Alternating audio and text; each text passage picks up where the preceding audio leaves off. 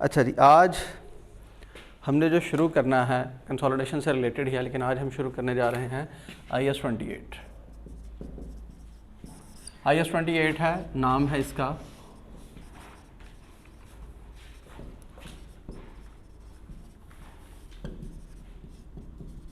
Investment in associate and joint ventures. सही है, joint ventures के लिए हम लोग IFRS 11 में जाके देखेंगे।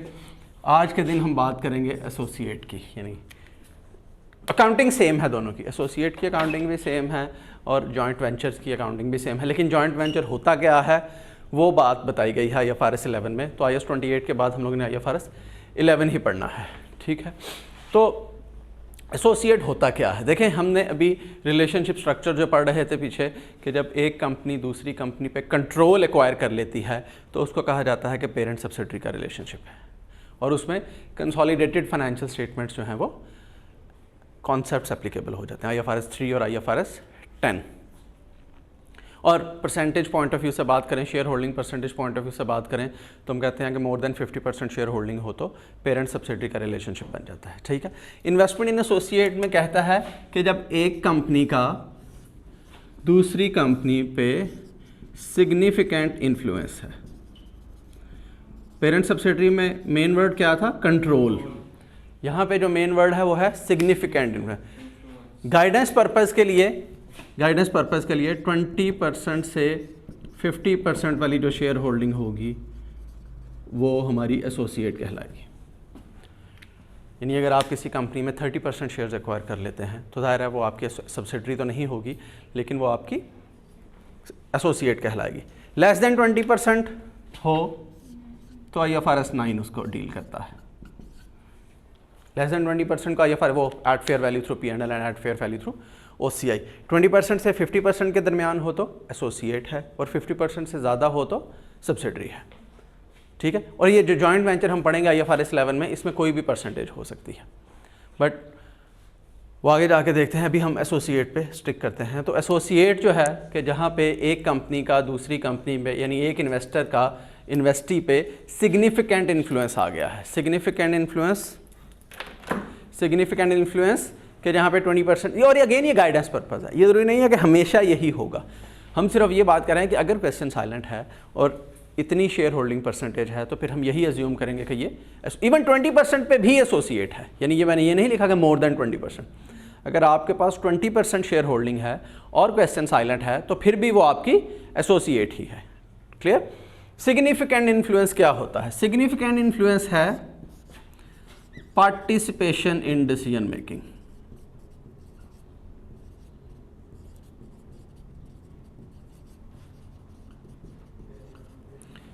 ये है कंट्रोल। क्या था कि पावर टू गवर्न था। कंट्रोल में ये था कि जो आप कह रहे हैं वही होना है, दैट इज कंट्रोल। सही है। अब्बा जी अगर कह रहे हैं कि यहां शादी करनी है, कोई दो राय नहीं है, तो ये कंट्रोल है उनका। सही है। लेकिन अगर आपसे वो पूछ लेते हैं कि आपका क्या ख्याल है, तो that is participation in decision making, that is significant influence. कि आपको पार्टिसिपेट करवाया, हो सकता है ताड़ी गल ना ही मनी जाए, लेकिन फिर भी चलें आपसे एक दफ़ा पूछ लिया उन्होंने, that is participation in decision making. तो सिग्निफिकेंट इन्फ्लुएंस है कि आपसे पूछा जाएगा मीटिंग में कि आपका क्या ख्याल है, हम एक डिसीजन करने जा रहे हैं। डिसीजन ज़ाहिर है दो तरह के होते हैं, किसी भी कंपनी में दो तरह के डिसीजन होते हैं, ऑपरेशनल एंड फाइनेंशियल।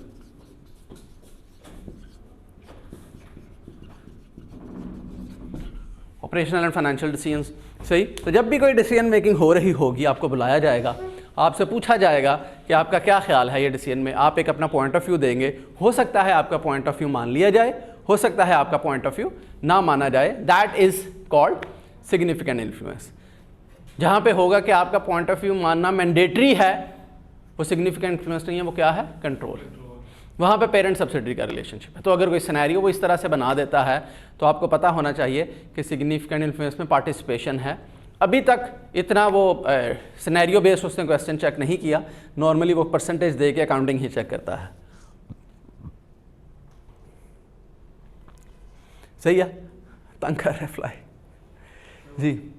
तो पार्टिसिपेशन इन डिसीजन मेकिंग है कि आपको बुला के पूछा जाएगा, आपकी बात मानना ना मानना जो है वो कंपनी पे डिपेंड करता है, बाकियों के डिसीजन पे डिपेंडेंट है। हो सकता है आपकी बात इतनी अच्छी हो कि सारे मान ले, हो सकता है आपकी बात अच्छी ना हो तो सारे ना माने, but you are going to participate in decision making process. और अगर क्वेश्चन साइलेंट है तो फिर 20% से 50% के दरमियान शेयर होल्डिंग जो है ये हमारे लिए गाइडेंस जो है वो प्रोवाइड करेगी कि इसका हमने एसोसिएट ट्रीट करना है। ये भी जरा क्लियर कर दें कि 20% को इधर लेना है या उधर? 20% इज एसोसिएट, 20% एसोसिएट, ये लिखा हुआ है 20% से 50%। ठीक हो। तो 20% से नीचे होगी तो कुछ और होगा, 50% से ऊपर होगी तो कुछ और होगा। इवन 50% इज ऑल्सो एसोसिएट, ठीक है। यानी ये 20% से 50% में सारी परसेंटेज जो है वो एसोसिएट की है। नॉर्मली 50-50 वैसे जॉइंट वेंचर्स भी होते हैं, लेकिन अगर क्वेश्चन साइलेंट है तो हम उसको एसोसिएट ट्रीट करेंगे, ठीक है। अब जिस तरह से अकाउंटिंग है, पेरेंट सब्सिडरी की अकाउंटिंग या जो IFRS 3 की अकाउंटिंग है वो कंसोलिडेशन प्रोसीजर है कि उसमें हम मर्ज करते हैं दो फाइनेंशियल्स को, जबकि एसोसिएट की जो अकाउंटिंग है वो मर्ज वाली अकाउंटिंग नहीं है। यानी आप ये देख रहे होंगे कि जो स्टेटमेंट ऑफ फाइनेंशियल पोजीशन आप बना रहे हैं उसमें एसोसिएट के एसेट्स मर्ज नहीं हो रहे होंगे, एसोसिएट की लायबिलिटीज़ मर्ज नहीं हो रही होंगी, एसोसिएट की इनकम्स मर्ज नहीं हो रही होंगी, एसोसिएट मतलब कहने का मकसद है कि मर्ज नहीं होना कुछ भी, सही। ये इसकी अकाउंटिंग जो है वो सेपरेट है, यानी हर परसेंटेज पे आपने कंसोलिडेशन की अकाउंटिंग नहीं लगा देनी, ठीक है। इसमें क्या होगा, अगर हम इन्वेस्टमेंट इन एसोसिएट में बात करें तो एक लाइन आइटम नहीं आएगी स्टेटमेंट ऑफ फाइनेंशियल पोजीशन में, उसका नाम होगा इन्वेस्टमेंट इन एसोसिएट।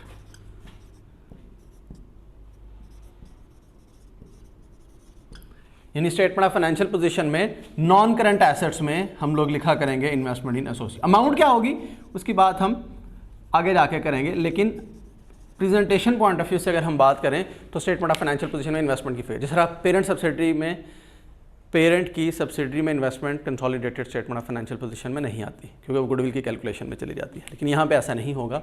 यहाँ पे आपकी इन्वेस्टमेंट जो है वो स्टेटमेंट ऑफ फाइनेंशियल पोजीशन में आ रही होगी। अमाउंट क्या होगी उसकी बात बाद में करते हैं। इसी तरह से एक लाइन आइटम बनेगी इनकम स्टेटमेंट में। अगर आप इनकम स्टेटमेंट को हम ब्रेक डाउन करें तो सेल्स या रेवेन्यू से शुरू होता है और प्रॉफिट आफ्टर टैक्स तक है। उसमें sales, cost of sale, distribution cost, admin cost, finance cost, other operating expenses, ये सारी चीज़ें आ रही है। तो इसी तरह से इनकम स्टेटमेंट में एक नई लाइन आइटम बनती है जिसको हम बोलते हैं share of profit from associate, profit before tax से पहले। यानी ये लिख के उसके बाद आप टोटल करेंगे तो प्रॉफिट बिफोर टैक्स आ जाएगा, फिर टैक्स लिखेंगे और यानी टैक्स से ऊपर, प्रॉफिट बिफोर टैक्स से ऊपर, या आखिरी आइटम होगी प्रॉफिट बिफोर टैक्स से पहले, ठीक है। तो एक लाइन आइटम, ये नई लाइन आइटम बनेगी। अमाउंट क्या होगी उसकी बात अगेन बाद में करेंगे। इसी तरह से एक लाइन आइटम आया करेगी हमारी OCI में, उसको भी कहा करेंगे share of OCI from associate. तो तीनों कंपोनेंट्स जो हैं उनमें एक एक लाइन आइटम आएगी एसोसिएट से related. Statement of financial position में भी एक लाइन आइटम आएगी नॉन करंट एसेट्स में, इनकम स्टेटमेंट में भी एक लाइन आइटम आएगी share of profit from associate, और OCI में भी एक आइटम आएगी share of OCI from associate. ये तो प्रेजेंटेशन पॉइंट ऑफ व्यू से बात होगी कि इन्वेस्टमेंट इन एसेट्स मर्ज नहीं होंगे, लायबिलिटीज मर्ज नहीं होंगी, इनकम्स मर्ज नहीं होंगी, एक्सपेंडिचर मर्ज नहीं होना कुछ भी। अकाउंटिंग, अब ये जो फिगर्स हमने जो लाइन आइटम लिखी हैं इनकी फिगर्स क्या क्या होंगी अब उसकी बात करते हैं। अकाउंटिंग ज़ाहिर है वही यही है कि जो हमने अकाउंटिंग पढ़ने जा रहे हैं वो यही अकाउंटिंग है। कर लिया नोट?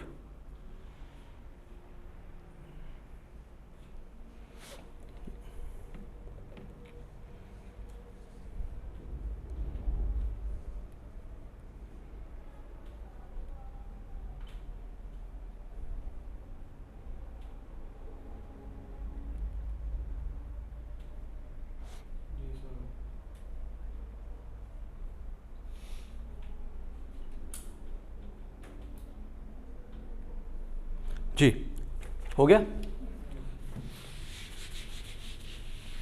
खैर ये तो वैसे भी पता चल जाना था, इतनी कोई बड़ी बात नहीं है।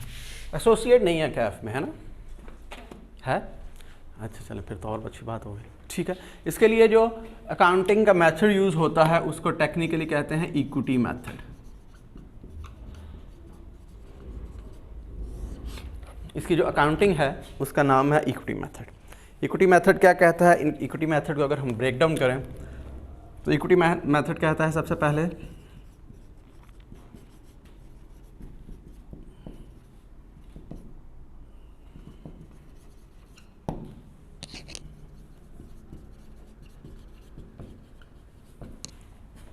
इन्वेस्टमेंट को इनिशियली आपने कॉस्ट पे रिकॉर्ड करना है। यानी जब आप इन्वेस्टमेंट परचेज करेंगे तो आप एंट्री कर देंगे, इन्वेस्टमेंट को डेबिट कर देंगे और बैंक को क्रेडिट कर देंगे जब आप इन्वेस्टमेंट परचेज करेंगे। कॉस्ट पे जितने की परचेज की है उतने से इन्वेस्टमेंट डेबिट हो जाएगी और बैंक या पेबल जो है वो क्रेडिट हो जाएगा। ये हो गया। उसके बाद अगली बात कहता है यही जो इन्वेस्टमेंट आपने रिकॉर्ड की है अब या इसने डेबिट होना है या इसने क्रेडिट होना है। सही है। उसके बाद डेफिनेशन पॉइंट ऑफ व्यू से अगर बात करें तो वो कहता है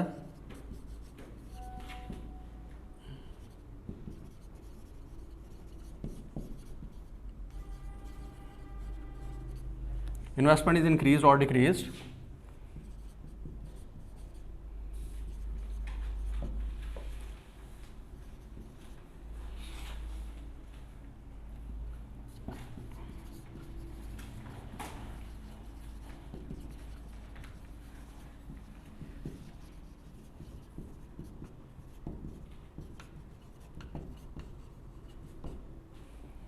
ये। उसके बाद उस इन्वेस्टमेंट ने या बढ़ना है या कम होना है।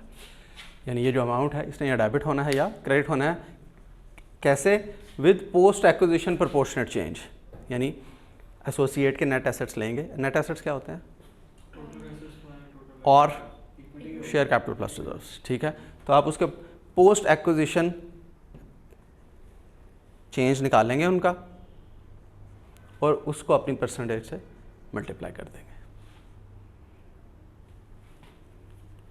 सही है।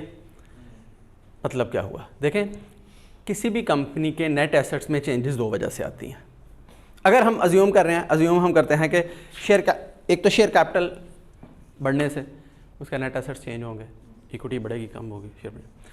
अभी मैं अज्यूम करता हूँ कि शेयर कैपिटल की बात नहीं हम कर रहे, अदर देन शेयर कैपिटल हम बात करें। अदर देन शेयर कैपिटल दो वजह से चेंज आ सकती है, या तो प्रॉफिट्स की वजह से, क्योंकि प्रॉफिट ने कहाँ आना है? रिटेन्ड अर्निंग्स में।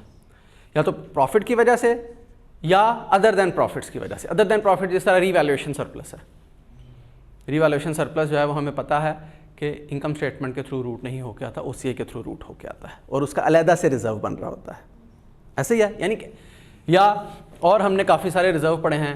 Reserve for issue of shares हैं, जिस तरह हमने कंपाउंड फाइनेंशियल इंस्ट्रूमेंट में एक रिजर्व पढ़ा, शेयर बेस्ड पेमेंट्स में हमने रिजर्व फॉर इशू ऑफ, तो वो इनकम स्टेटमेंट के थ्रू नहीं आ रहे, वो अलहदा से वो शो हो रहे होते हैं रिजर्व। सही।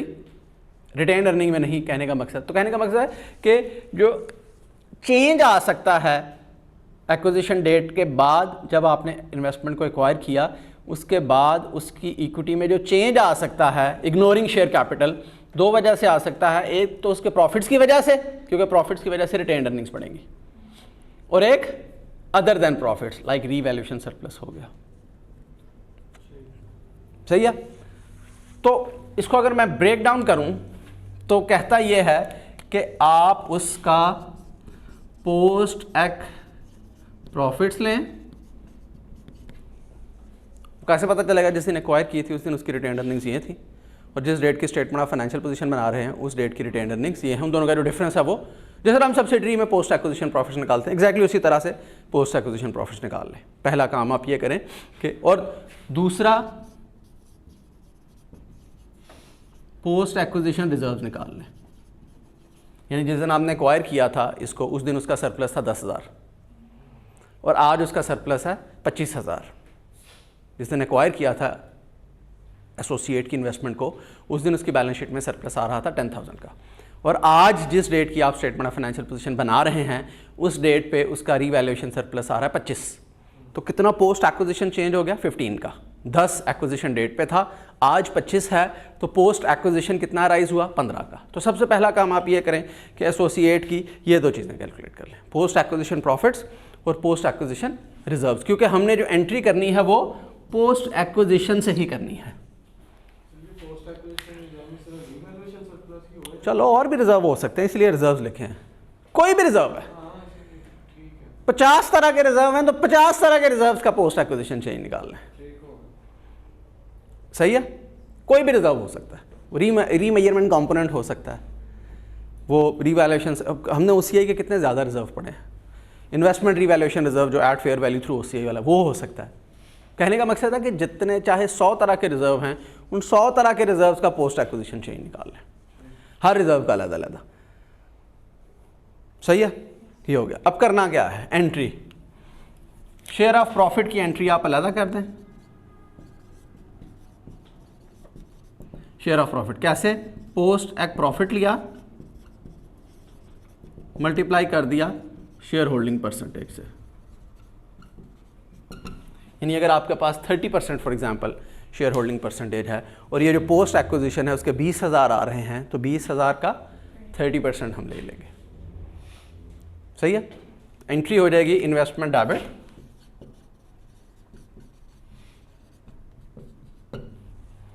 इन्वेस्टमेंट को हम डेबिट कर देंगे इस अमाउंट से। यानी कहने का मकसद है कि एसोसिएट में जब भी एंट्री करनी है अपने शेयर से मल्टीप्लाई करके करनी है एंट्री। ये नॉर्मली जल्दी में भूल भी जाता होता है, लेकिन ये बात याद रखनी है कि एसोसिएट में जो भी एंट्री होनी है प्रॉफिट्स में वो शेयर होल्डिंग परसेंटेज के साथ होनी है। ठीक है, इन्वेस्टमेंट को डेबिट कर देंगे, और अगर स्टेटमेंट ऑफ फाइनेंशियल पोजीशन बना रहे हैं तो सीआरई, अगर इनकम स्टेटमेंट बना रहे हैं तो share of profit. Line item है ना शेयर ऑफ प्रॉफिट। सिर्फ ये है कि इनकम स्टेटमेंट बना रहे हैं तो आप कितने साल का प्रॉफिट ले रहे होंगे, 1 साल का। बैलेंस शीट बना रहे हैं तो कितने साल के प्रॉफिट्स ले रहे होंगे, सारे पोस्ट एक्विजिशन। इनकम स्टेटमेंट में सारे पोस्ट एक्विजिशन नहीं आएंगे।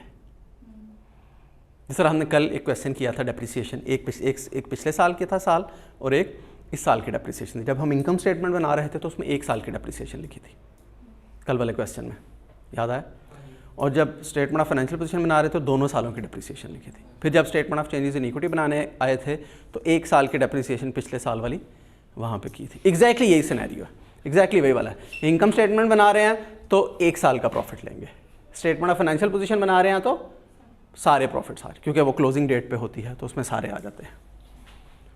तो एंट्री हो जाएगी, इन्वेस्टमेंट को डेबिट कर देंगे, शेयर ऑफ प्रॉफिट को क्रेडिट कर देंगे।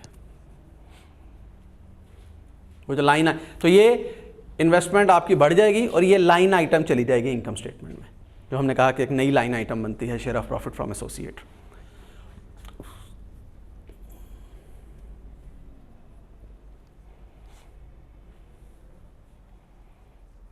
एंट्रीज का वैसे है पेज भी, आपने लिखनी है फिर भी लिख लें। तो ये शेयर ऑफ प्रॉफिट की एंट्री है।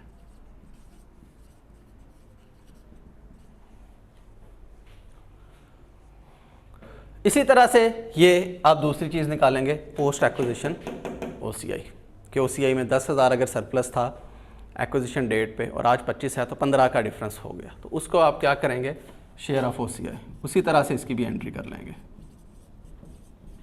इसकी एंट्री भी होगी इन्वेस्टमेंट डेबिट और share of OCI credit.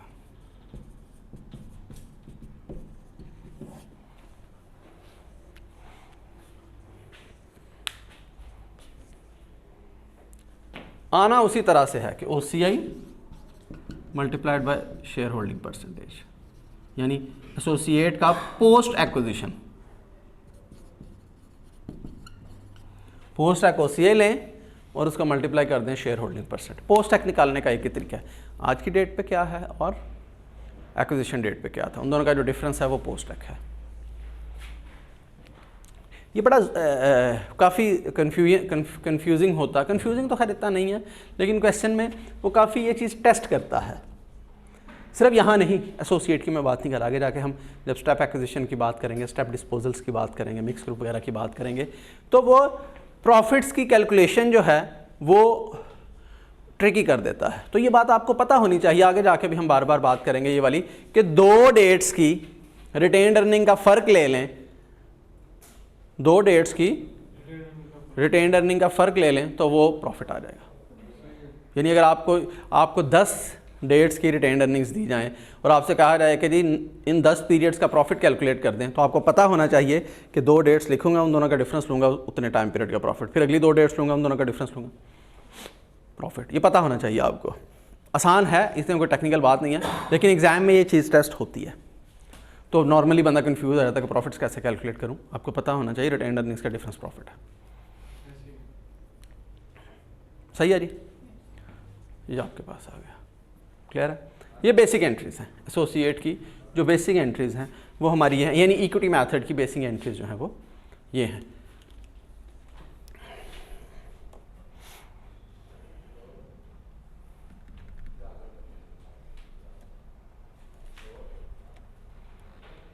Ji, dividends, अगर सब्सिडरी ने कोई डिविडेंड दिया है तो डिविडेंड, जिस तरह सब्सिडरी के डिविडेंड कभी आपके इनकम नहीं होते, आप सब्सिडरी के डिविडेंड्स को क्या करते हैं, एलिमिनेट कर देते हैं। अभी हमने कल क्वेश्चन किया था ना कि जिसमें हमने जो डिविडेंड सब्सिडरी से मिला था उसको एलिमिनेट। इसी तरह से एसोसिएट के डिविडेंड भी आपके इनकम नहीं होते, ठीक है। तो ये बात आपने वैसे ही कंसेप्चुअली याद रखनी है कि सब्सिडरी के डिविडेंड भी आपके इनकम नहीं होते और एसोसिएट के डिविडेंड भी आपके इनकम नहीं होते। सब्सिडरी के डिविडेंड को क्या करते हैं, एलिमिनेट कर देते हैं। एसोसिएट के डिविडेंड, उनकी क्या एंट्री होती है, उसकी एंट्री होती है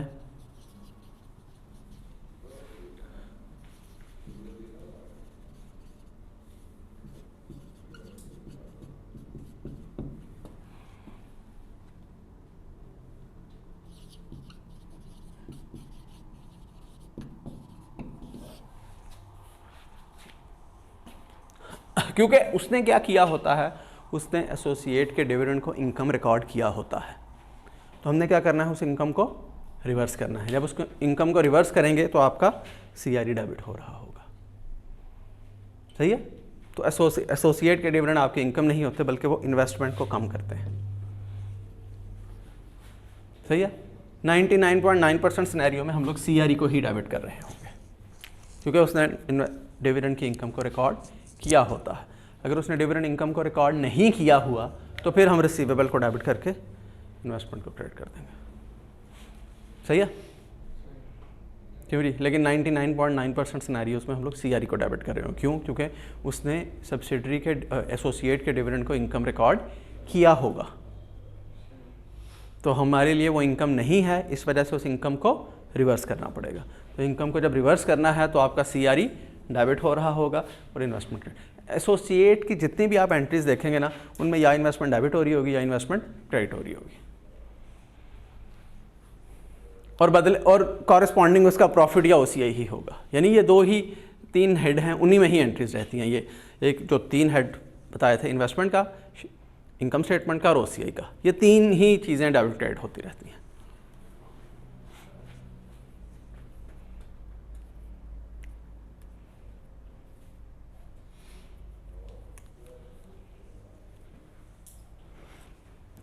ठीक है जी।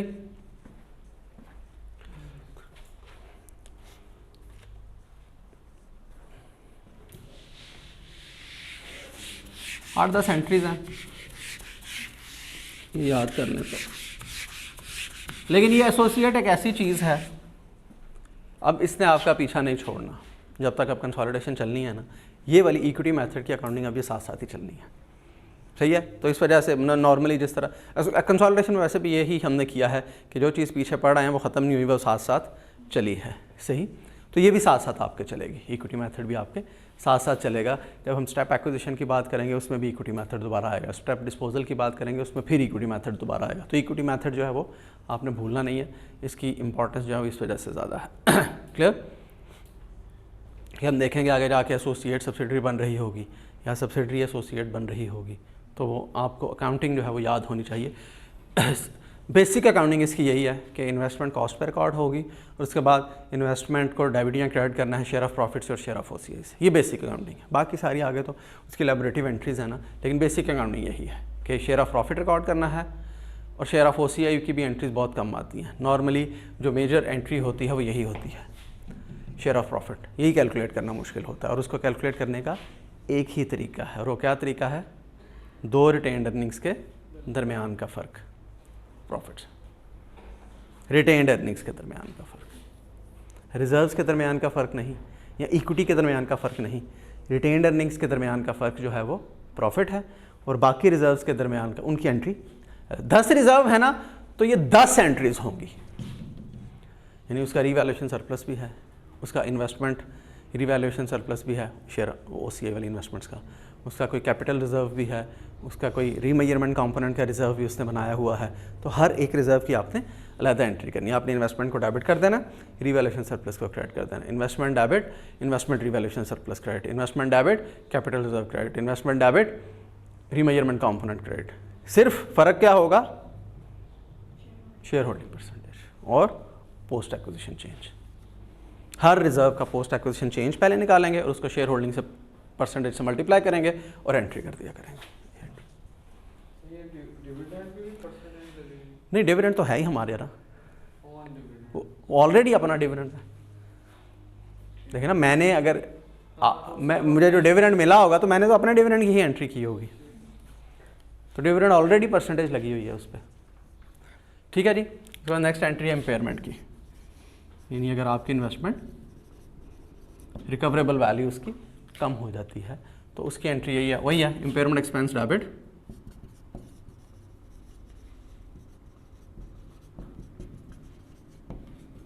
Investment credit.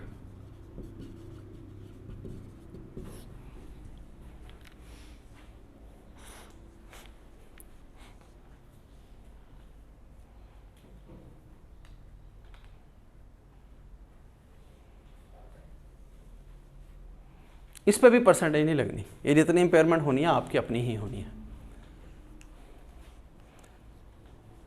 जो जितनी इम्पेयरमेंट है, नॉर्मली इम्पेयरमेंट बताता नहीं है, इम्पेयरमेंट आपको खुद कैलकुलेट करनी पड़ती है। नॉर्मली कैलकुलेट कैसे करते हैं? इम्पेयरमेंट क्या होती है?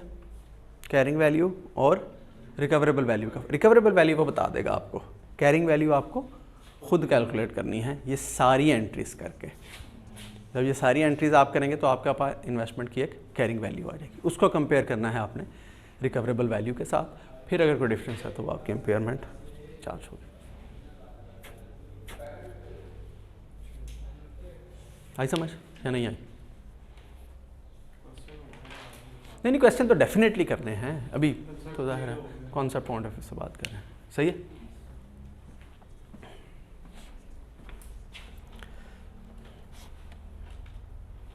इंटरकंपनी ट्रांजैक्शंस, इंटरकंपनी ट्रांजैक्शंस जिस तरह वहाँ पे होती हैं अनरियलाइज प्रॉफिट्स वगैरह, जिसमें पेरेंट सब्सिडरी को बेच रहा है या अब उसमें तो मसला ये होता है कि उसमें इनकम्स भी मर्ज हो रही होती हैं, एक्सपेंसेस भी मर्ज हो रहे होते हैं, एसेट्स भी मर्ज हो रहे होते हैं, लायबिलिटीज़ भी, तो उसमें सारे का सारा हम लोग सब्सिडरी में रिवर्स करते हैं। यहाँ पे तो इनकम्स एक्सपेंसेस वगैरह मर्ज नहीं हो रहे, तो यहाँ पे इसकी एंट्रीज थोड़ी सी डिफरेंट हैं। तो पहले हम बात करते हैं कि अगर इन्वेस्टर ने सेल किया है, इन्वेस्टर कौन है? पेरेंट जिसको हम बोलते हैं। यहाँ पे तो खैर पेरेंट नहीं होगा, यहाँ पे तो इन्वेस्टर ही होगा, क्योंकि पेरेंट का जो कॉन्सेप्ट है वो किसके साथ है? सब्सिडरी के साथ। तो एसोसिएट का पेरेंट नहीं होता है, एसोसिएट का इन्वेस्टर ही होता है। सही है ना? यानी आप ये नहीं कह सकते कि एसोसिएट के साथ भी पेरेंट वाला रिलेशन है, नहीं। ठीक है ना? क्यों नहीं? अब्बा जी का भी ऐसे ही है ना, हमारे साथ अब्बे वाला रिलेशन है, चाचे नाल भरा वाला रिलेशन है। ठीक है ना? तो अब रट्टा भी लग सकता है, मैं सिर्फ इस वजह से बता रहा हूँ कि अगर कभी भूल जाएं कि यार की डेबिट या की क्रेडिट होना है, तो इसका आसान तरीका क्या होता है? हम अभी बात कर रहे हैं इन्वेस्टर ने बेचा है एसोसिएट को, हमने बैलेंस शीट किसकी बनानी है? इन्वेस्टर की। अब एक स्टॉक था, इन्वेस्टर ने बेच दिया एसोसिएट को, हम बना रहे हैं बैलेंस शीट इन्वेस्टर की, तो स्टॉक तो क्रेडिट नहीं हो सकता ना। नॉर्मली हम सब्सिडरी में क्या एंट्री करते हैं, सेलर के रिजर्व्स को डेबिट कर देते हैं, कॉस्ट ऑफ सेल या सेलर के रिजर्व को डेबिट कर देते हैं और स्टॉक को क्रेडिट कर देते हैं। अब एक 100 रुपये की चीज़ थी, मैंने आपको 150 रुपये की बेच दी, तो अब अनरियलाइज प्रॉफिट तो चलें 50 का आ गया, 50 का फॉर एग्जांपल अनरियलाइज प्रॉफिट आ गया है, लेकिन इससे मैं स्टॉक को क्रेडिट नहीं कर सकता। क्यों? क्योंकि स्टॉक तो मेरे पास बैलेंस शीट में पड़ा ही नहीं है। पेरेंट सब्सिडरी में तो ये होता है ना, पेरेंट का स्टॉक लेते हैं, सब्सिडरी का स्टॉक लेते हैं, तो उसी स्टॉक में वो पड़ा होता है जो एक दूसरे को बेचा होता है, इस वजह से उसमें से लेस कर देते हैं। यहाँ पे तो है ही जीरो, यहाँ पे तो अगर तो मर्ज हो रहे होते यहाँ पे भी, तो यहाँ से भी मैं स्टॉक को ही कम करता, लेकिन अब मैं स्टॉक को कम नहीं कर सकता। क्यों? क्योंकि स्टॉक बैलेंस शीट में पड़ा ही नहीं है, स्टेटमेंट ऑफ फाइनेंशियल पोजीशन में। सही है, इस वजह से मैं फिर इन्वेस्टमेंट को क्रेडिट करता हूँ। सही है, कॉस्ट ऑफ सेल्स को मैं डेबिट कर दूंगा या सीआरई को डेबिट कर दूंगा और इन्वेस्टमेंट को क्रेडिट कर। Again share holding percentage, total unrealise profit, जैसे 50 का मैंने बताया कि 100 की चीज़ 150 की बेच दी, तो 50 का अनरियलाइज प्रॉफिट आ गया, इसको अपनी परसेंटेज से मल्टीप्लाई करूंगा 30% से, तो 50 का 30% होना 15, तो ये 15 से ये वाली एंट्री हो रही है, कॉस्ट ऑफ सेल्स को डेबिट कराऊंगा और इन्वेस्टमेंट को क्रेडिट करूंगा।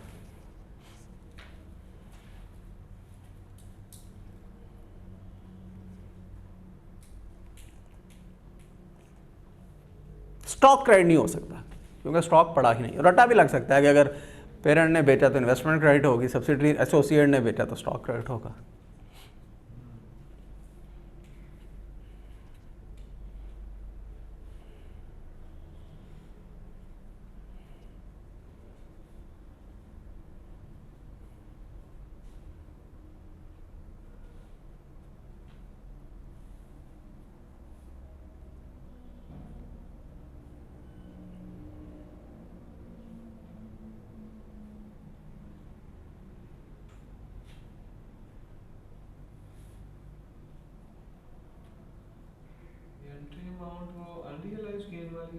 अनरियलाइज प्रॉफिट पहले निकालेंगे, उसको परसेंटेज से मल्टीप्लाई करेंगे, फिर एंट्री करेंगे। नॉर्मली सब्सिडरी पेरेंट में हम लोग जितना अनरियलाइज प्रॉफिट बनता है उससे एंट्री कर लेते हैं, यहाँ पे उतने से एंट्री नहीं होनी। एसोसिएट में जो भी एंट्री होनी है वो शेयर होल्डिंग परसेंटेज लगा के होनी है। या आपने बात याद रखी, नॉर्मली जल्दी में बंदा भूल जाता है क्योंकि वो पेरेंट सब्सिडरी में वो एंट्री कर रहे होते हैं, लेकिन ये बात आपने याद रखी, पेरेंट सब्सिडरी में परसेंटेज नहीं लगती, यहाँ पे परसेंटेज लगती है। ठीक है, और अगर ये एसोसिएट ने इन्वेस्टर को बेचा है तो इसका, और हम इन्वेस्टर की बैलेंस शीट बना रहे हैं तो इसका मतलब है बैलेंस शीट में वो है स्टॉक, तो अब स्टॉक क्रेडिट हो सकता है। सही है, तो स्टॉक को क्रेडिट कर देंगे, शेयर ऑफ प्रॉफिट को डेबिट कर देंगे। जो आपने ये वाला शेयर ऑफ प्रॉफिट लेके जा रहे हैं इनकम स्टेटमेंट में, ये वाला, ये वाला, इसको कम करके ले जाएंगे क्योंकि एक ही लाइन आइटम आनी है ना शेयर ऑफ प्रॉफिट की, तो ये दिस माइनस दिस, ये हमारा बैलेंस शीट। देखें इसकी क्या एंट्री है, investment debit share of profit credit, यही है ना। इसकी क्या एंट्री है, उसी की ऑपोजिट एंट्री है। सही है ना, तो या तो आप इन दोनों फिगर्स को नेट करके परसेंटेज लगा लें या अलग-अलग फिगर कैलकुलेट करें और उनको नेट कर दें, यानी अनरियलाइज प्रॉफिट की फिगर अलग कैलकुलेट करें, शेयर ऑफ प्रॉफिट की फिगर, एसोसिएट के प्रॉफिट की फिगर अलग कैलकुलेट करें। ठीक है, उन दोनों को नेट करें तो उसको P&L में ले जाएं। समझ आई? क्योंकि ये उलट एंट्री है ना, उसी की सेम एंट्री है लेकिन उल्टा है इसकी।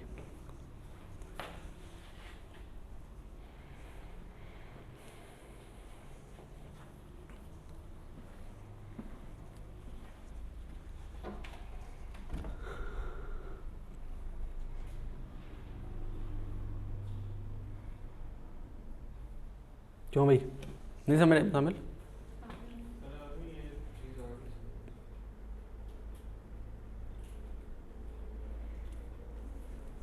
मुश्किल नहीं, आसान है एसोसिएट। यही 8-10 एंट्रीज हैं, घूम फिर के यही आनी है। सही है, चले आगे। आखिरी चीज़ गुडविल।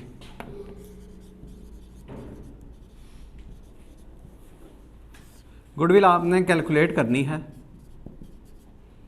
या आपकी पॉजिटिव गुडविल आएगी या आपकी नेगेटिव गुडविल आएगी। कैलकुलेट कैसे करनी है, उसी तरह से कॉस्ट ऑफ इन्वेस्टमेंट में अपनी इन्वेस्टमेंट लिखेंगे, अपना शेयर होल्डिंग, शेयर कैपिटल अपना शेयर ले लेंगे, प्री एक्विजिशन का अपना शेयर ले लेंगे, तो आपकी गुडविल आ जाएगी। उसी तरह से नहीं, गुडविल ऐसे ही कैलकुलेट होनी है जैसे सब्सिडरी की कैलकुलेट करते हैं। कॉस्ट ऑफ इन्वेस्टमेंट में से शेयर कैपिटल और प्री एक्ट लेस कर देना। सिर्फ ये है कि वहाँ पे 80% लगेगी, यहाँ पे 30% लग रही होगी। शेयर कैपिटल की जो परसेंटेज लगाऊंगा ज़रा मैं अपनी वाली लगाऊंगा ना, प्री एक्विजिशन की जो परसेंटेज लगाऊंगा वो मैं अपनी वाली लगाऊंगा, तो यहाँ पे हो सकता है 30% 40% हो, जितनी भी है तो गुडविल आ जाएगी आपकी। सही है, तो गुडविल या तो पॉजिटिव है या नेगेटिव है। पॉजिटिव है तो इग्नोर कर देना है, कोई एंट्री नहीं करनी, बस वहीं पे ही उसको छोड़ देना है, उसका कोई ट्रीटमेंट नहीं है। पॉजिटिव गुडविल का no treatment, ignore, no entry. उसमें तो हम नॉर्मली गुडविल को, पॉजिटिव गुडविल को क्या करते हैं कंसोलिडेटेड बैलेंस शीट में, यहाँ पे नहीं, पॉजिटिव गुडविल की ज़रूरत। क्यों? वहाँ पे हम क्या करते हैं, इन्वेस्टमेंट को एलिमिनेट करते हैं और उसके अगेंस्ट गुडविल निकाल रहे होते हैं। हम नॉर्मली गुडविल क्या करते हैं, इन्वेस्टमेंट में से शेयर कैपिटल और प्री एक्ट को लेस करते हैं तो हमारी गुडविल आ जाती है। सही, इसका मतलब है कि वो जो इन्वेस्टमेंट की फ़िगर हमने डेबिट साइड पे लिखी है उसमें गुडविल शामिल है। मैंने अगर आपको पैसे दिए हैं तो मैंने आपको एक्विजिशन की 2 वजह से पैसे दिए हैं, एक आपके नेट एसेट से एक्वायर कर रहा हूँ और जो ज़्यादा पैसे हैं वो किस चीज़ के हैं, गुडविल के। इसका मतलब इन्वेस्टमेंट की फ़िगर में गुडविल शामिल होती है। इसी वजह से पेरेंट सब्सिडरी की कैलकुलेशन में गुडविल हम वहाँ से निकालते हैं। इन्वेस्टमेंट की फ़िगर नहीं निकालते, नहीं लिखते, गुडविल की फ़िगर लिखते हैं। यहाँ पे हमने इन्वेस्टमेंट, यहाँ पे हमने क्या लिखनी है, इन्वेस्टमेंट की फ़िगर लिखनी है। तो अगर इन्वेस्टमेंट की फ़िगर लिखी हुई है तो दैट मीन्स उसमें ऑलरेडी गुडविल शामिल है। इसी वजह से उसकी गुडविल को दोबारा नहीं कर देना आपने, क्योंकि आपने इन्वेस्टमेंट की फ़िगर लिख लिया जिसमें गुडविल ऑलरेडी शामिल है, तो आपने इन्वेस्टमेंट लिख दिया, फिर गुडविल लिखने की जरूरत नहीं है। हाँ, इन्वेस्टमेंट अगर नहीं लिखेंगे जिस तरह सब्सिडरी में हम करते हैं तो फिर आपको गुडविल लिखनी पड़ेगी। समझ आई कॉन्सेप्ट? वैसे रट्टे के पॉइंट ऑफ व्यू से पॉजिटिव गुडविल को इग्नोर करना है।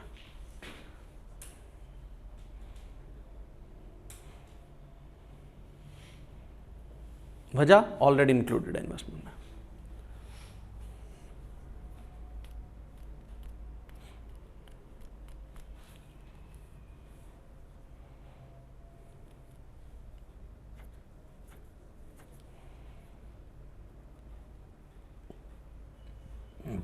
और अगर नेगेटिव गुडविल है तो ये आपकी होती है इनकम।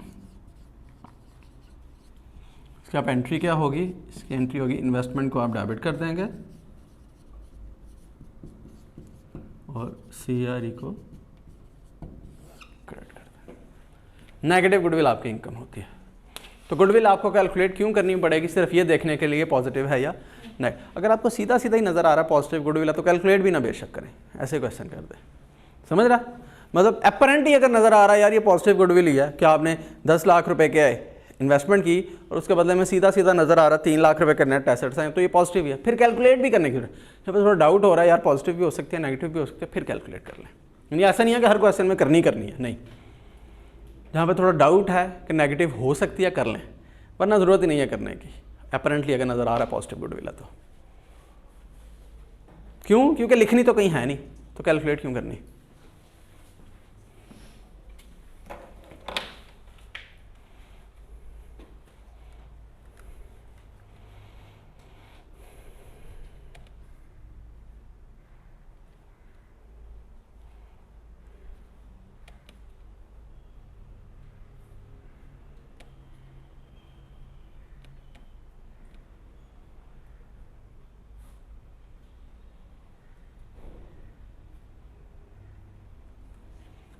ये सारी एंट्रीज बेसिकली अनरियलाइज प्रॉफिट नहीं है, वो इस तरह से है कि वो कैसे अमाउंट आएगी, आप कॉस्ट ऑफ इन्वेस्टमेंट लेंगे, उसमें ऐड करेंगे नेगेटिव गुडविल अगर कोई है, शेयर ऑफ प्रॉफिट ऐड करेंगे, अगर लॉस शेयर ऑफ लॉस है तो लेस हो जाएगी। सही है, शेयर ऑफ ओसीआई ऐड करेंगे तो आपकी कैरिंग वैल्यू आ जाएगी बिफोर इम्पेयरमेंट, इसको रिकवरेबल वैल्यू से कंपेयर कर लेंगे। हाँ सही है, तो सीधा सीधा ही है, मतलब वो एंट्रीज तो चले हैं आपको पता होनी चाहिए, लेकिन वैसे सीधा सीधा ही है। Cost of investment add negative goodwill add share of profit add share of OCI, ये बेसिक 3 चीज़ें। नेगेटिव गुडविल भी आप देखेंगे 99.999% केसेस में होगी ही नहीं, तो टेक्निकली ये क्वेश्चन बड़ा स्क्वीज सा हो जाता है। ओसीआई 90% क्वेश्चंस में होगा ही नहीं, तो एक्चुअली रह जाता है cost of investment add less share of profit. Share of loss है तो लेस हो जाएगा, शेयर ऑफ प्रॉफिट है तो ऐड हो जाएगा। तो ज़्यादा जो एंट्री हम देखेंगे वो यही हो रहेगी, share of profit, share of loss, share of profit, share of loss. But again conceptually आपको पता होना चाहिए कि अनरियलाइज प्रॉफिट्स भी आ सकते हैं, उनकी एंट्रीज होती हैं। वही इसकी जो सोल्ड बाय इन्वेस्टर की बात करते हैं। हाँ, अनरियलाइज प्रॉफिट्स भाई।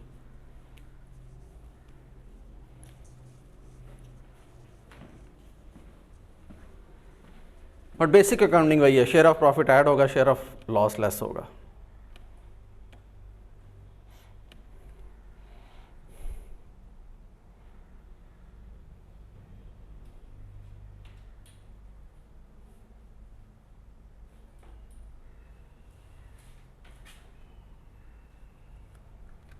एक वो एंट्री रह गई थी, वो आपने कौन सी? इसकी फेयर वैल्यू चेंजेस वाली वो नहीं होती इसमें। थी। किधर ये भी जो आपने एंट्री वाला पेज खोला था, किधर है?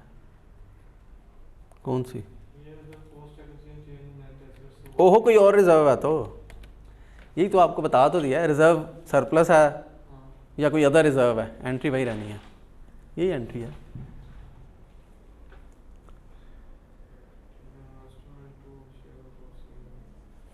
ठीक है। सेम एंट्री है, वो तो यहाँ से तो 50 रिजर्व होंगे तो 50 रिजर्व की एंट्रीज वही रहेंगी।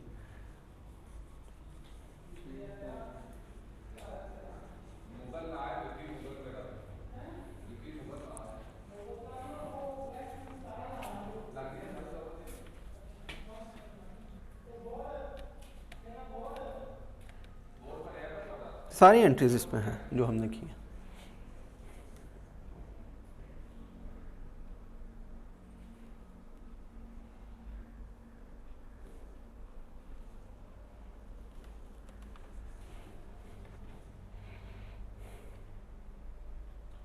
सर जब सरप्लस का तो ठीक है, हम सरप्लस क्या रहते हैं, इंक्रीज इन रिवैल्यूएशन सरप्लस, और जब वो कम होता है तो उसको नेट को वैल्यू को क्या कहते हैं? Revaluation loss, revaluation loss. वो इनकम स्टेटमेंट में चला जाता है, वो बैलेंस शीट में आता ही नहीं है।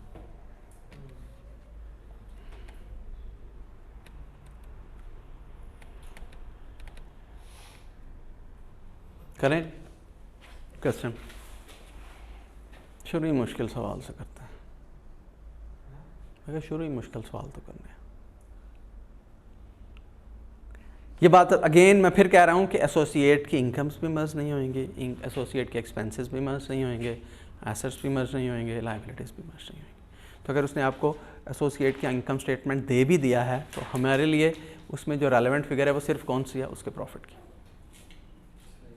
सही है, ये क्यों? उसका प्रॉफिट लेंगे, उसको अपनी शेयर होल्डिंग परसेंटेज से मल्टीप्लाई करेंगे और एंट्री कर लेंगे। हमें उससे प्रॉफिट से कंसर्न है, हमें उसकी सेल और कॉस्टों से कंसर्न नहीं है। ठीक है, क्यों Muzammil? Clear? Plus golden limited is a listed company and has held shares in 2 companies, yellow limited and black limited, since July 1, 2006। ये हमारी एक्विजिशन डेट है, दोनों की एक्विजिशन डेट सेम है। The details of acquisition of shares in these companies are as follows. GL acquired 18 million shares in YL at par. कितने shares acquire किए हैं YL में? 18 million. When YL's reserve were 24 million. YL के pre acquisition reserves आ गए 24 million और 18 million shares हमने acquire किए हैं। ठीक है जी, यहाँ तक क्लियर है? The acquisition was made by issuing 4 shares in GL for every 5 shares in YL. क्या रेशो बनी? 4/5। ठीक है, कितना मिलियन शेयर्स एक्वायर किए हैं? 18 मिलियन और 4/5 की रेशो है, तो कितने शेयर इशू किए होंगे? 14.4 मिलियन। क्यों मुजामिल? ऐसे ही करेंगे ना, 18 मिलियन शेयर्स हमने एक्वायर किए हैं और 4/5, तो हमने इतने शेयर्स इशू किए हैं। हमें इनकी क्या चाहिए? मार्केट वैल्यू, क्योंकि हम एंट्री ये करते हैं, इन्वेस्टमेंट को डेबिट करते हैं, शेयर कैपिटल क्रेडिट होगा और शेयर प्रीमियम क्रेडिट होगा। यही होता है ना जब शेयर एक्सचेंज वाली एंट्री होती है। तो इन्वेस्टमेंट कितने से डेबिट होती है? जितने आपने इशू किए हैं उनको मार्केट वैल्यू से मल्टीप्लाई करें तो इतने से इन्वेस्टमेंट डेबिट हो रही होगी। ऐसे ही है, शेयर कैपिटल फेस वैल्यू से और बाकी शेयर प्रीमियम। वो देख लेते हैं कितनी है। The market price of GL shares on July 1, 2006 was 20 पर शेयर। तो इन्वेस्टमेंट कितने से डेबिट हो रही होगी? 14.4 मल्टीप्लाइड बाय 20, 288 मिलियन से इन्वेस्टमेंट आ रही होगी हमारी। सही है, शेयर कैपिटल क्रेडिट हो जाएगा, वो जो भी इसकी फेस, अगर 10 रुपये फेस वैल्यू है तो आधी अमाउंट से 144 से शेयर कैपिटल क्रेडिट हो जाएगा और 144 से शेयर प्रीमियम क्रेडिट हो जाएगा। सही है, अगर 10 रुपये वैल्यू है तो देख लेते हैं क्या कितनी है। A fair value exercise was carried out for Vial's assets and liabilities at the time of its acquisition with the following results. Carrying value आ गई और फेयर वैल्यू आ गई, तो ये इन दोनों का जो डिफरेंस है वो हमारी फेयर वैल्यू एडजस्टमेंट बन जाएगी। सही है, एंट्री क्या हो जाएगी? ये रिस्पेक्टिव एसेट्स डेबिट हो जाएंगे और प्री एक्विजिशन रिजर्व्स क्रेडिट हो जाएंगे। सही है, और फिर उसकी डिप्रिसिएशन है। डिप्रिसिएशन देख लेते हैं। The remaining life of machine on acquisition was 5 years. तो मशीन की फेयर वैल्यू एडजस्टमेंट कितनी है? 20।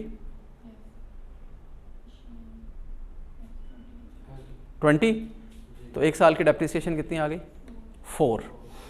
कितने साल हो गए एक्वायर किए हुए? नीचे देख लेते हैं। अगर 1 साल हुआ एक्वायर हुआ है तो 4 से एंट्री हो जाएगी, 2 साल हो गए हैं तो 8 से एंट्री हो जाएगी, 3 साल एक्वायर किए हैं तो 12 से एंट्री हो जाएगी। सही है, इनकम स्टेटमेंट बना रहे हैं तो 1 साल की डेप्रिसिएशन आएगी, बैलेंस शीट बना रहे हैं तो सारे साल होंगे। ठीक है, अब next, the fair value of assets have not been accounted for in YL's finance. ठीक है जी, नेक्स्ट 6 मिलियन, अब ये दूसरी इन्वेस्टमेंट की बात कर रहा है। 6 मिलियन शेयर्स इन BL में कितने शेयर्स उसने लिए हैं? 6 मिलियन वर एक्वायर्ड फॉर 12 पर शेयर इन कैश। तो कितनी इन्वेस्टमेंट आ रही होगी? 12/72, 72 मिलियन की। At the date of acquisition the reserves of BL stood at 40 million. तो ये BL के प्री एक्विजिशन रिजर्व्स। अभी तक की इन्फॉर्मेशन समझ आ रही है, उसके ट्रीटमेंट और हर चीज़। The summarize income statement of 3 companies for the year ended 30 June 2008। कितने साल बाद? 2 साल, 2 साल बाद। हमने 2 साल बाद तो की मतलब कंसोलिडेशन करनी है। ठीक है जी, इनकम स्टेटमेंट उसने बता दी है। अभी तक हमें ये नहीं पता कि सब्सिडरी कौन सी है, एसोसिएट कौन सी है। हो सकता है दोनों ही सब्सिडरीज हों, हो सकता है दोनों ही एसोसिएट्स हों, क्योंकि हमें भी उनके टोटल नंबर ऑफ शेयर्स नहीं पता। ये हमें पता है कि 18 मिलियन शेयर्स इसके एक्वायर किए हैं और 6 मिलियन शेयर्स जो हैं वो इसके 18 हैं और इसके 6 हैं। आगे जाके इन्फॉर्मेशन देख लेते हैं, उसने शायद दिया हो। इनका इसके आगे सारे जो sale, cost of sale, selling, admin, interest, ये वो this that. The following information is available. The share capital, अब उसने बता दिया, the share capital and reserve at 1 July 2007 opening. Acquisition date का नहीं है, ओपनिंग है, खैर जो भी है। Ordinary share capital of ₹10 each. तो कितने शेयर्स बन गए वायल के? वायल के share, total number of shares YL के कितने होंगे? 20 मिलियन। 200 मिलियन है ना शेयर कैपिटल, और एक शेयर कितने का है? 10 का। तो कितने नंबर ऑफ शेयर्स हो गए? 20। हमने कितने एक्वायर किए हैं? 18 मिलियन। तो कितने परसेंट हो गया? 90%।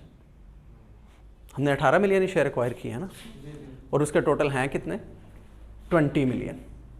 200 मिलियन है, डिवाइडेड बाय 10 करेंगे तो इसका मतलब ये हमारी क्या होगी? सब्सिडरी। इसकी सेल्स भी मर्ज होगी, कॉस्ट ऑफ सेल्स भी, और पूरा।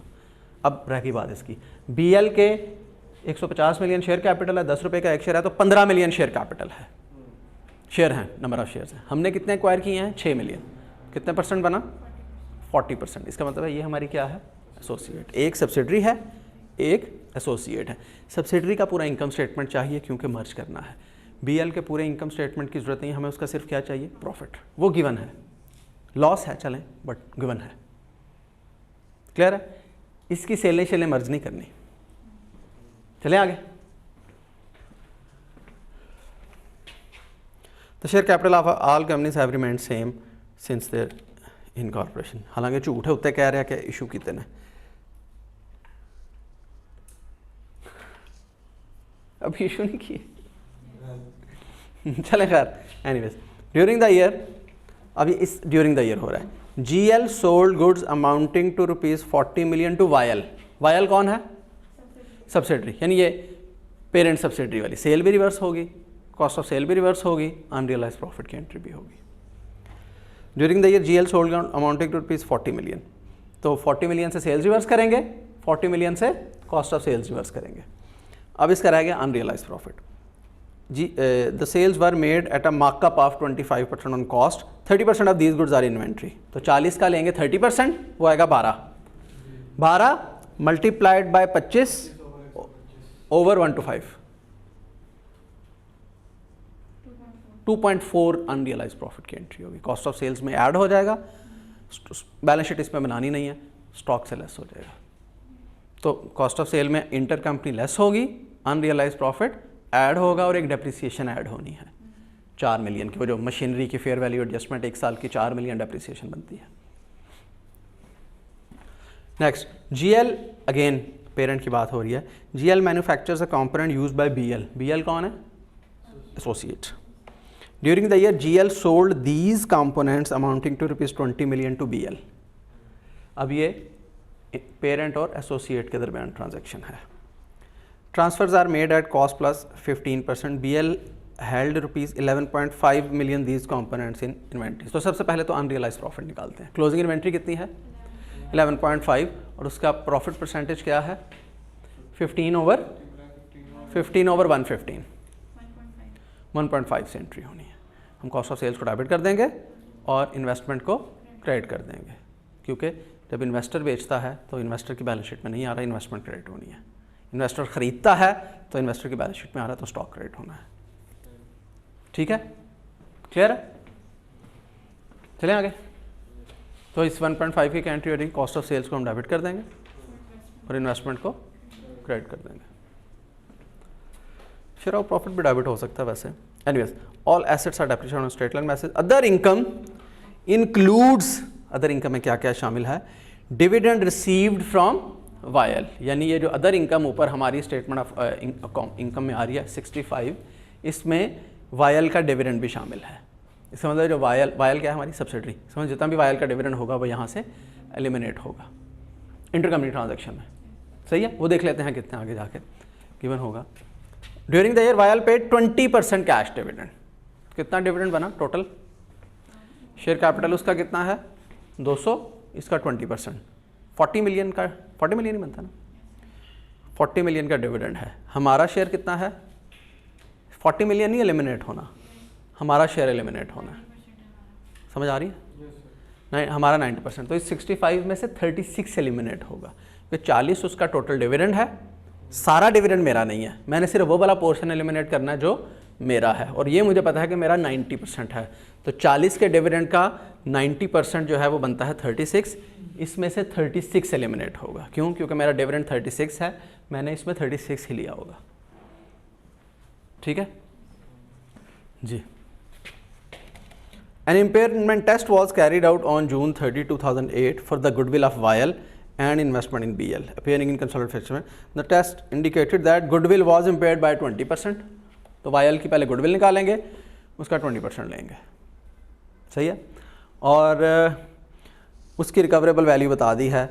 Due to recent losses the fair value of investment in BL has been reduce to 40 million. तो इसका मतलब है पहले उस इन्वेस्टमेंट की कैरिंग वैल्यू कैलकुलेट करनी पड़ेगी, ये सारी एंट्रीज करके उसको कंपेयर करेंगे फिर रिकवरेबल वैल्यू से, और जो डिफरेंस होगा वो हमारा इम्पेयरमेंट होगा। पिछले साल में कोई इम्पेयरमेंट इनकम स्टेटमेंट हमें बनानी है। मुझे सिर्फ आप एक काम कर दें, इसकी गुडविल कैलकुलेट कर दें वायल की।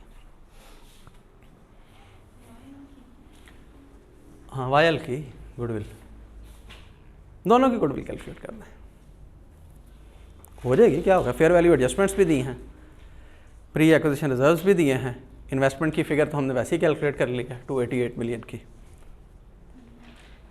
तो गुडविल कैलकुलेट करना 90% है। NCI प्रोपोर्शनेट शेयर पे है। क्यों? क्योंकि फेयर वैल्यू गिवन नहीं है।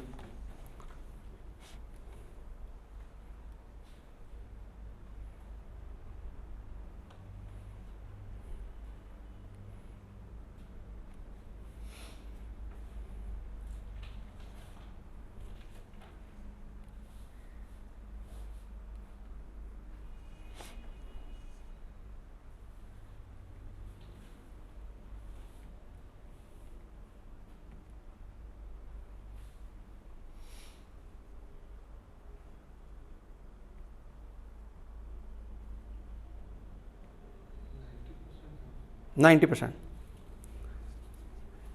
शेयर कैपिटल 200 मिलियन है उसका, वायल का।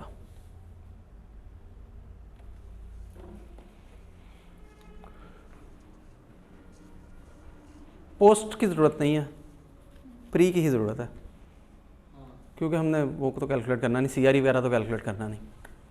क्या ख्याल है? सीआरई कैलकुलेट करना हो तो पोस्ट की ज़रूरत होती है, प्री की एडजस्टमेंट्स कर लें।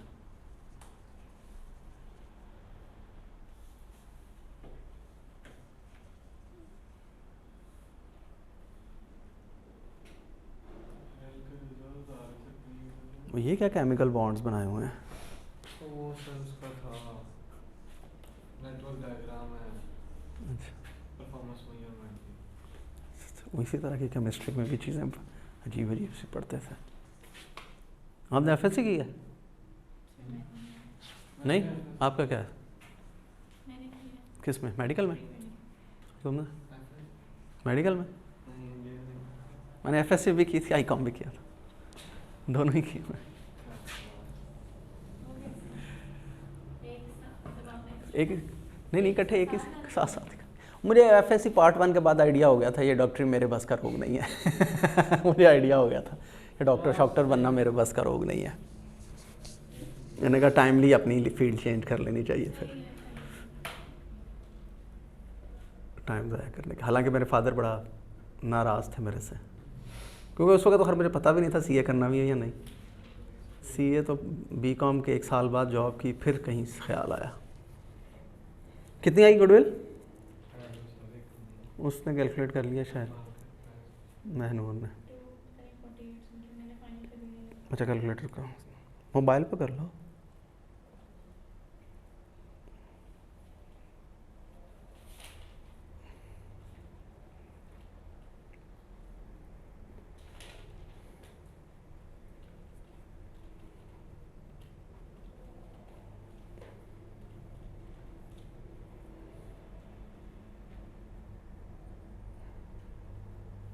कितनी? BL की 6 है ना? 1272। शेयर कैपिटल है उसका कितना था? 150 मिलियन।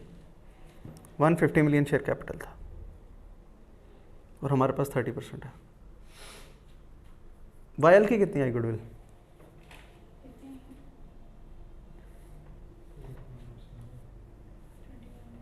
इन्वेस्टमेंट वैल्यू यहाँ से 14.4 हाँ सही।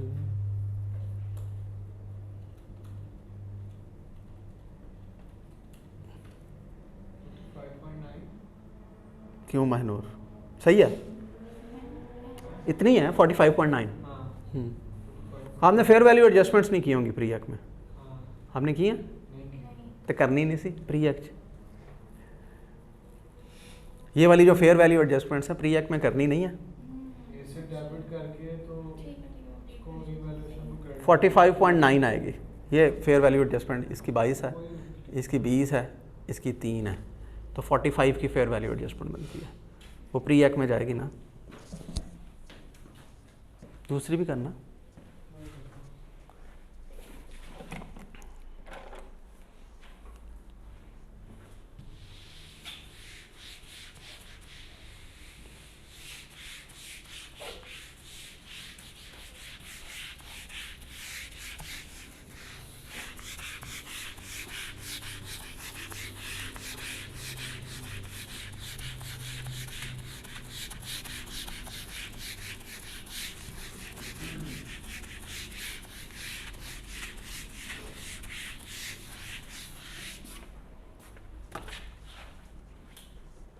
हो गया मैंने।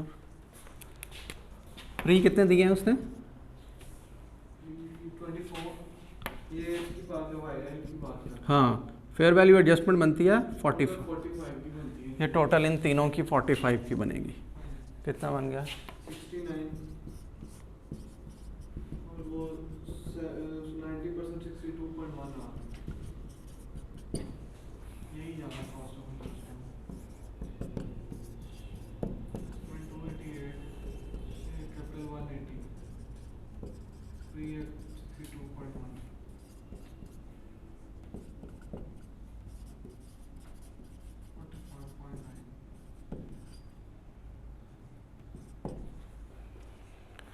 और इम्पेयर कितनी हुई है 20% उसने बोला है। तो इसका 20% जो है इसको 20% से मल्टीप्लाई करेंगे, क्योंकि बैलेंस शीट तो बनानी नहीं है ना, तो गुडविल को मैंने क्या करना, मुझे इम्पेयरमेंट चाहिए। कितनी बनी?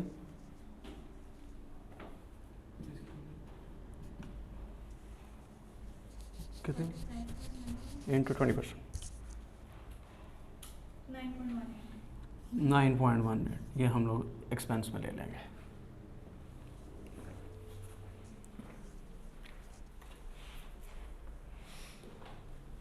ठीक है जी।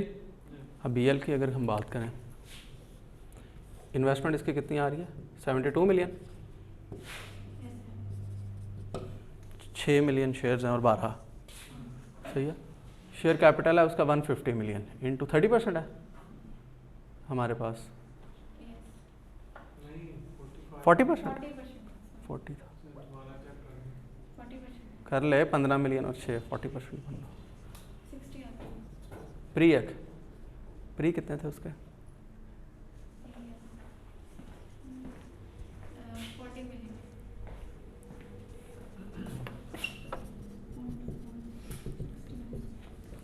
जी नेगेटिव गुडविल आ रही है।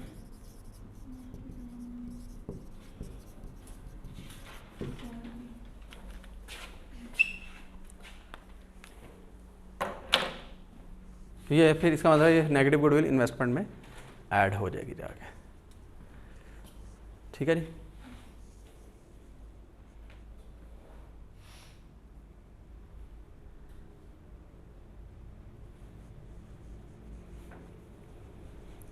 एक्वायर किया कितने साल हो गए? 2 साल।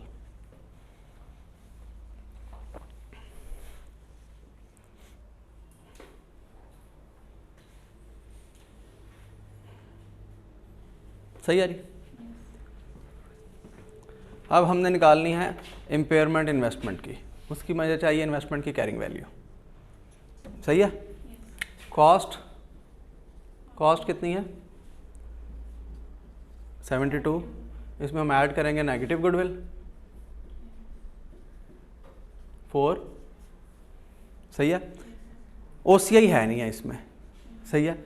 ऐड लेस करना है शेयर ऑफ प्रॉफिट, कितने साल का? 2 साल का।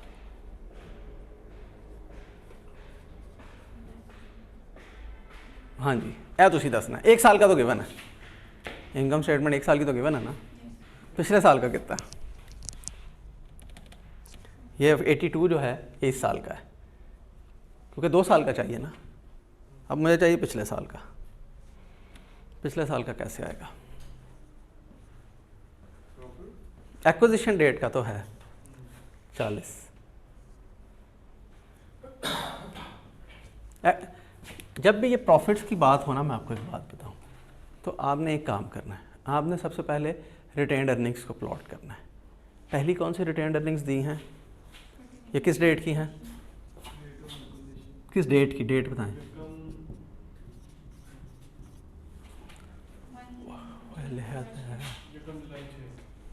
क्या है डेट? अमाउंट 40, सही है। आगे कोई रिटेन्ड अर्निंग्स गिवन है किसी डेट की? नीचे कहीं क्वेश्चन में ये देखें, ये गिवन है।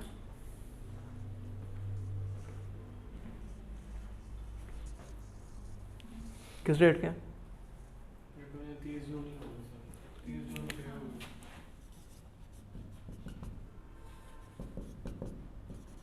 कितने हैं? PL की बात होगी, कितने हैं? इसका मतलब है कि इन दोनों का फ़र्क क्या है? प्रॉफिट है। इस साल का कितना बना?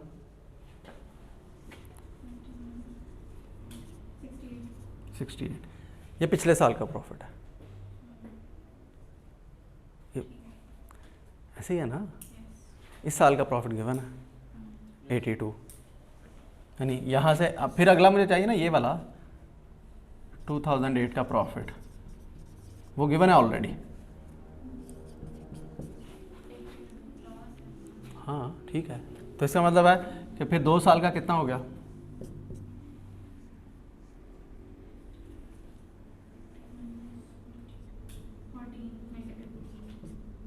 तो हमने 14 से एंट्री कर ली है, 14 इंटू, ये समझ आई? मैं इसलिए आपको कह रहा था कि प्रॉफिट्स की कैलकुलेशन टेक्निकल है, हालांकि मैंने अभी आपको बताया कि रिटेन्ड अर्निंग्स का फ़र्क है, बट इट्स ट्रिकी, पता है आपको, बट इसको अप्लाई करना इट्स ट्रिकी।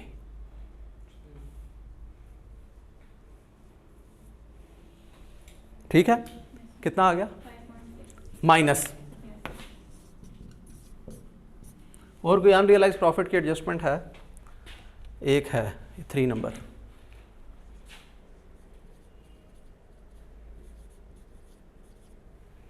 कितना था इस पे अनरियलाइज प्रॉफिट?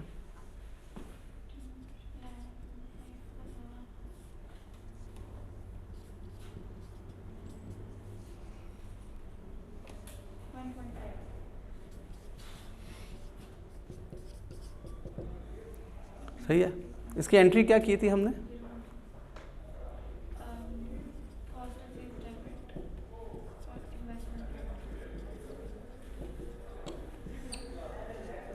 अगर ये सब्सिडरी ने बेचा, एसोसिएट ने बेचा होता इन्वेस्टर को, फिर भी यहाँ से लेस होना था। यानी एक बात आप याद रखें कि अनरियलाइज प्रॉफिट इन्वेस्टमेंट से लेस होने ही होने हैं। डेबिट या तो कॉस्ट ऑफ सेल होगी या शेयर ऑफ प्रॉफिट होगा। जी क्लियर? तो ये मेरी कैरिंग वैल्यू आ गई है, कितनी बनी?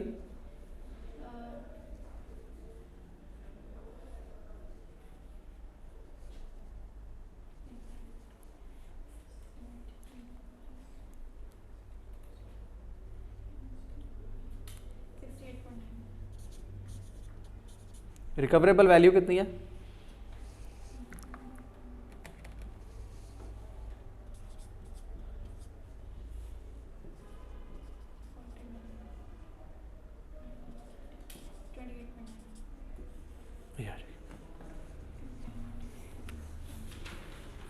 सही है। ये हम पी एंड एल में, यानी 2 इम्पेयरमेंट्स हमने पी एंड एल में लेके जानी है। एक ये 9.18 जो गुडविल की इम्पेयरमेंट है, और दूसरी 28.9 जो कि एसोसिएट की इम्पेयरमेंट है।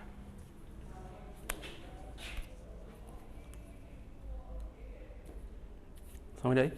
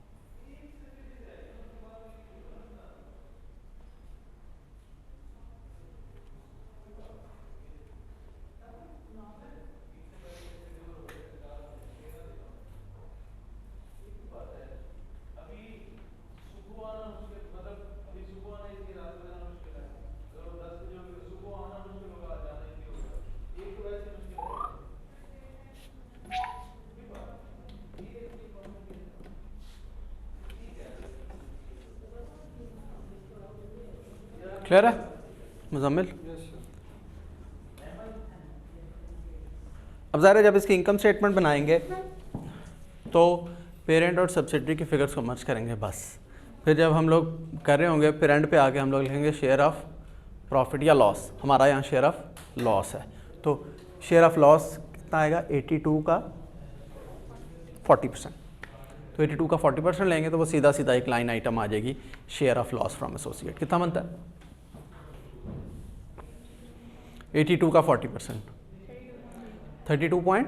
तो 32.8 से हम लोग शेयर ऑफ प्रॉफिट और sorry loss, share of loss from associate आ रहा है 82 का, सिर्फ एक लाइन आइटम आ गई, बाकी ऊपर इसके जितने भी P&L है वो हमारे लिए इररेलेवेंट है। हमारे लिए जो रेलेवेंट फिगर है वो प्रॉफिट आफ्टर टैक्स की है। लेकिन ये जो दो फिगर्स हैं, ये दो एंट्रीज हैं, इनका हम लोग पूरे का पूरा P&L मर्ज करेंगे, इंटर कंपनी सेल्स भी लेस करेंगे, कॉस्ट ऑफ सेल्स भी लेस करेंगे, अनरियलाइज प्रॉफिट ऐड करेंगे, डेप्रिसिएशन ऐड करेंगे। एक साल की डेप्रिसिएशन 4 बनती है, ठीक है, और इम्पेयरमेंट्स तो हमने कैलकुलेट कर ही ली हैं। सही है, ट्राई कीजिएगा, इनकम स्टेटमेंट हो जाएगी या नहीं, ट्राई कर लीजिएगा, वरना मैं तो करवा ही दूंगा। अभी ठहरो, अभी ठहर।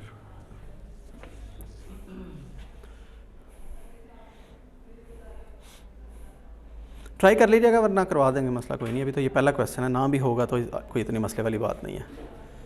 अभी तो associate is just start. Concept इतने ही है एसोसिएट में, ये मैं आपको बता दूं। कॉन्सेप्ट अब नया कोई नहीं आना, अकाउंटिंग कॉन्सेप्ट्स इतने ही हैं जितने पढ़ लिए हैं, अब सिर्फ क्वेश्चंस ही हैं एसोसिएट के।